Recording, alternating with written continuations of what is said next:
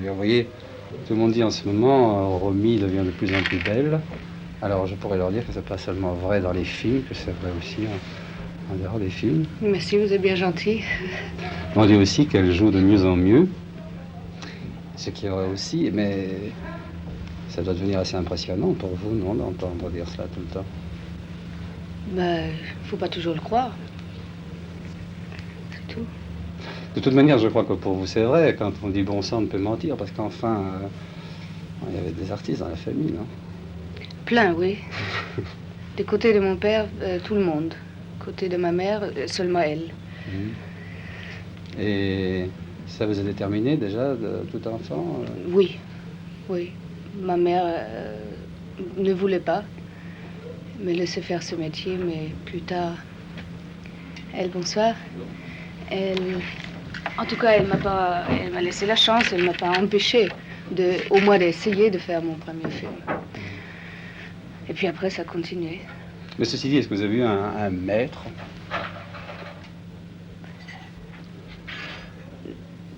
Des metteurs en scène, oui, toujours, bien sûr. Je ne suis pas allée dans une actor school. Peut-être malheureusement, peut-être heureusement, je ne le sais pas. C'est toujours les metteurs en scène qui peuvent donner une réponse sur ce sujet-là, je crois. Puis je travaillais avec Visconti, je travaillais avec Wells. Je travaille pour la deuxième fois avec M. Sauté et on apprend le plus avec ces metteurs en scène-là et sur scène. C'est une histoire assez curieuse, jouer la comédie, non? Vous ne trouvez pas? C'est beau. Je trouve ça assez fascinant, oui, c'est étonnant. De toute façon, si on accepte l'idée que la vie est une comédie, jouer, c'est vivre, alors, non? Oui, c'est notre vie, en tout cas. Oui, oui. Mais, selon vous, c'est une question d'instinct, essentiellement? Je ne pourrais pas encore être sans faire ce métier. Peut-être plus tard. J'espère de pouvoir arrêter au moment juste. Je crois que c'est assez important pour les comédiens. Mais pour vous, c'est essentiellement une question d'instinct ou bien c'est d'arrêter? D'abord un métier? Non, jouer ou bien c'est d'abord un métier, il y a une méthode. Ah, c'est quand même un métier. Non, l'instinct, il faut que ça s'arrête un jour, mon Dieu. Non. Il y a des choses assez... L'instinct aussi, oui, je pense que ça reste, mais c'est un métier. Il y a des choses qui me fascinent assez quand je vous vois jouer, par exemple, dans les choses de la vie. Il y a cette dispute au restaurant. À ce moment-là, moi, j'ai nettement l'impression de vous voir sur deux plans. J'ai nettement l'impression de voir un personnage extérieur et de voir ce personnage et de voir ses pensées internes, sa vie interne. Vous savez ça? C'est voulu, ce dédoublement comme ça?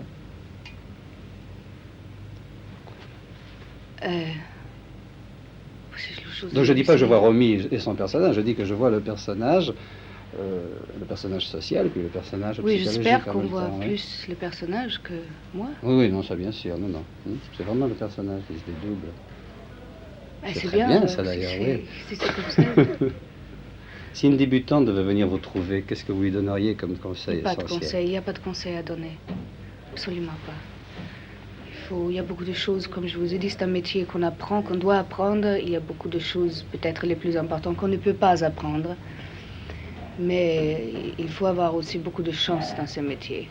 Il y a des milliers d'acteurs sur cette bande qui ont énormément de talent et jamais de la chance.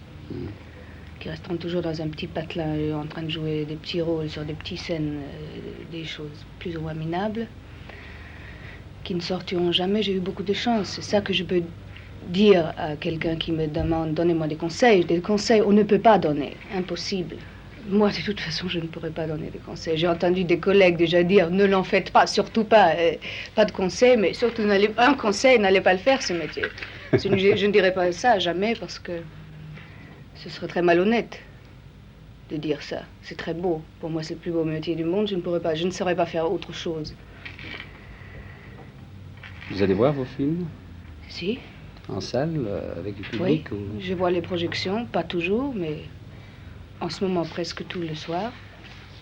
Et je le vois terminer avec des gens, seuls, dans des cinémas, tout à fait normal comme le public. C'est ça qui est plus intéressant que d'aller voir les projections. Vous sentez la réaction du public autour de vous? Si, bien sûr, bien sûr. On espère qu'il y en a, bon ou mal, mais une réaction. Des projections, on voit, je pense, moi je préfère d'aller la première semaine ou 3 jours ou 4 jours pour savoir les choses extérieures, pour savoir si c'est juste, puis je continue. Après, je crois, il vaut mieux de ne pas y aller. Nous ne voyons pas non plus quand nous jouons sur scène. Alors, je ne pense pas, au fond, j'essaye à partir de maintenant d'aller de moins en moins de voir les projections, parce que je ne trouve pas c'est très bien. Pourquoi l'acteur doit se voir, c'est pas juste. Mais sur scène, vous avez une sorte de thermomètre chaque soir, puisqu'il y a le public qui applaudit, un peu plus, un peu moins. C'est ça, mais devant la caméra, vous devez l'avoir aussi. On sent très bien quand c'est mauvais, quand ça va et quand ça ne va pas. Alors on recommence. Et si le metteur en scène voit la projection le soir et c'est quelqu'un comme Claude Sauté, il dira le jour après, il faut le refaire si ça n'allait pas. S'il dit rien, comme en principe, ça va très bien. Alors... Je ne pense pas que c'est nécessaire. C'est plutôt un danger pour les acteurs d'être influencés, de se voir chaque soir. Je dis de grands mots, je vais. Vous vous attendiez Dieu, ça ne m'influence pas. Moi, je suis plutôt toujours mécontente. Mais ça aussi, c'est pas bien. Parce que nous sommes plus objectifs. En tout cas, pas très souvent. Je ne pense pas que les acteurs sont très objectifs sur leur travail, sur eux-mêmes. Et les peintres et les sculpteurs, vous croyez qu'ils sont objectifs? Je ne sais pas. Je trouve que c'est pas possible, là. Je ne sais pas. Peut-être avec du recul, oui. Oui. D'accord, oui. Si je vois un film il y a 5 ans, 6 ans, 10 ans, je serais sûrement plus objectif que maintenant de voir ce que je fais aujourd'hui. Vous attendiez au grand succès remporté par Les Choses de la Vie? Vous saviez que ça allait à ce point atteindre le public, le bouleverser? On ne sait jamais rien d'avance, jamais. Mais c'est beau, c'est très... Je suis très heureuse que ça a eu ce succès qu'il a eu. Vous avez le de la tendresse pour film. ce personnage, oui? J'ai beaucoup de tendresse, je ne sais pas si c'est le mot juste, mais je suis très attachée à ce film. Quels sont les personnages que vous préférez interpréter, en définitive? Ça m'est égal. Ce qui m'intéresse... Je ne crois pas tout à fait, non. Si. C'est égal, non. Si c'est un très bon rôle, si c'est d'époque ou si c'est moderne, je m'en fiche. Je ne voudrais pas faire maintenant 6 films de suite en costume, par exemple. Ça, non. Ou... le plus varié possible. C'est pour ça que je dis ça m'est égal. Si vous me dites maintenant Ophélie et demain Lady Macbeth, ou je ne sais pas si on parle du théâtre, ou Hélène dans Les Choses de la Vie, ou Lily dans Max et les Ferrailleurs, une prostituée, ou Hélène dans Les Choses de la Vie, ça m'est égal. C'est des rôles superbes, merveilleux. Depuis Les Choses de la Vie, vous avez encore... Non, je préfère Lily parce que c'est maintenant. Mais entre-temps, vous avez encore tourné un autre film, nous n'avons pas encore Parce que c'est vu, plus loin de moi-même. C'est peut-être même le rôle le plus loin de moi-même. Oui, bien sûr, je pense. Qui c'est Lily? Lily dans Max. Oui. Une prostituée. Mais enfin, une prostituée qui a un background, qui a un arrière-plan, qui... Ah si, oui, absolument. Mais j'aime pas en parler quand on est en train de faire ce travail, faire ce film. Si vous en parlez, alors maintenant, je vous dirais, oui, c'est le plus beau rôle que j'ai jamais joué. Mais je dis ça chaque fois. Mais entre-temps, vous avez tourné un autre rôle, un film que nous n'avons pas encore vu. Après Les Choses de la Vie, vous êtes en autre chose. Oui, quoi? Ah, je n'ai pas le titre en tête, je sais, nous ne l'avons pas encore vu. Qui, oui, c'est ça. Oui. Bon, on ne peut pas faire toujours Les Choses de la Vie, on ne peut pas faire toujours Max et les Ferrailleurs, on ne peut pas toujours travailler. On fait des concessions. Bon, alors on n'en parle pas. Non. Bon.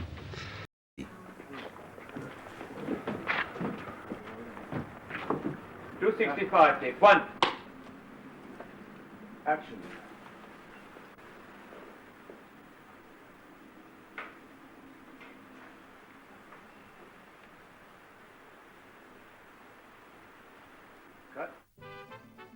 C'est Richard Burton qui joue Trotsky. Alain Delon est Jackson, l'homme chargé de l'abattre. Romy Schneider joue la compagne de l'assassin. Et voici un quart de siècle que Joseph Losey rêvait de faire ce film. Well, in the first place, one has to be clear about what the story is. It's only the story of the last 3 months of Trotsky's life. And the parallel, or that is to say, the divergent lives of the assassin and the victim, and their meeting on a course that was disaster for both of them. The psychological relationship. Also, to say something about violence in relation to political results, to go into some of the arguments about whether or not any means are justified if the end is justifiable, or whether the end ever justifies the means. Senti, mettetemi un velo qua. Per coprire qui, perché c'è troppa luce. Qui davanti c'è troppa luce. Qui, lo vedo, qui. C'è un sacco di luce.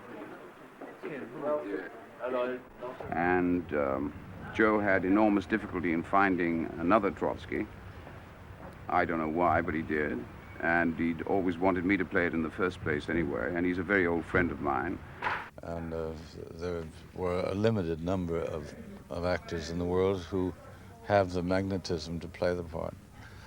He was not the only choice, but he was one of very few.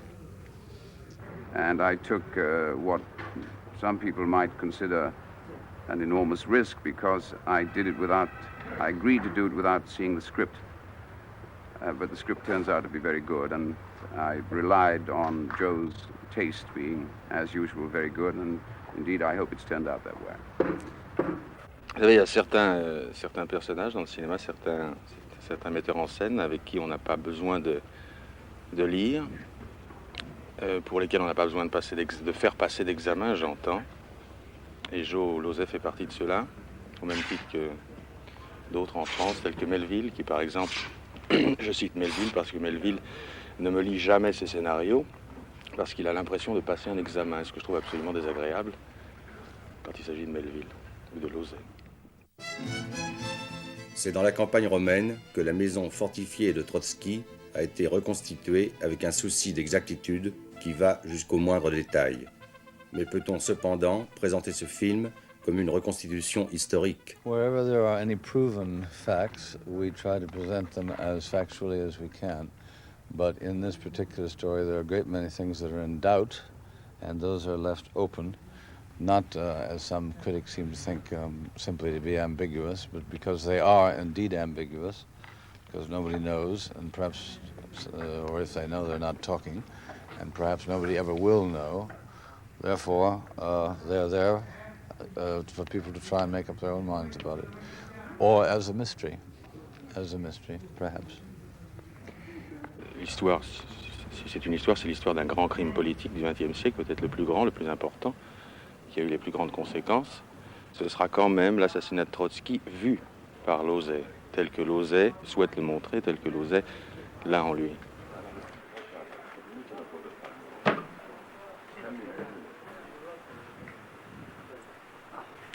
Stand by, please. Well, I only wanted to know the written descriptions. There is actually a documentary film where you see Trotsky moving and hear him talking. Le but capital du Parti communiste consiste à constituer l'avant-garde prolétarienne forte des consciences des classes, apte au combat, résolue, prête pour la révolution.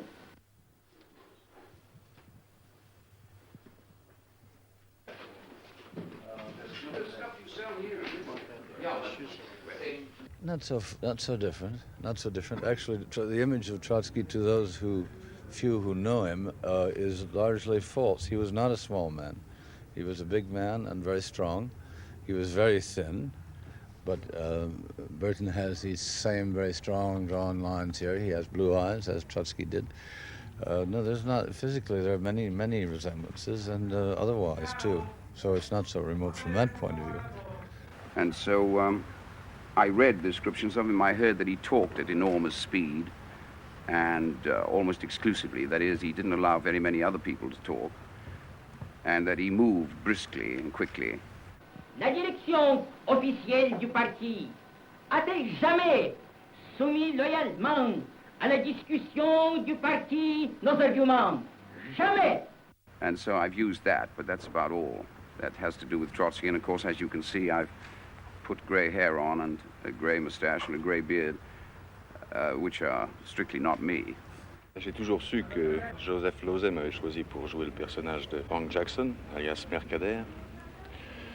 Je dis le personnage parce que je n'aime pas le mot assassin, spécialement dans ce qui concerne cette page d'histoire, puisqu'il s'agit d'une page d'histoire et de personnages encore existants, encore en vie.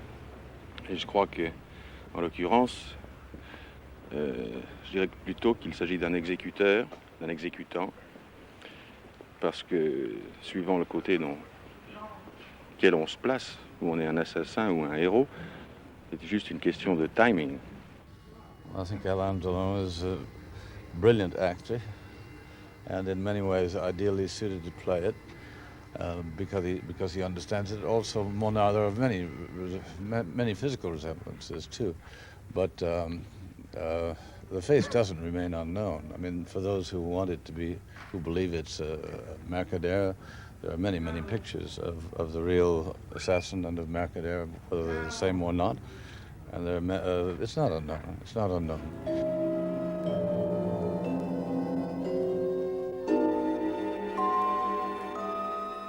Je me suis abreuvé de tout ce qui concernait évidemment Trotsky, son assassinat, avant et même après, puisque l'exécutant vit toujours, je tiens à le rappeler, en ce moment en Russie, ça n'est un mystère pour personne.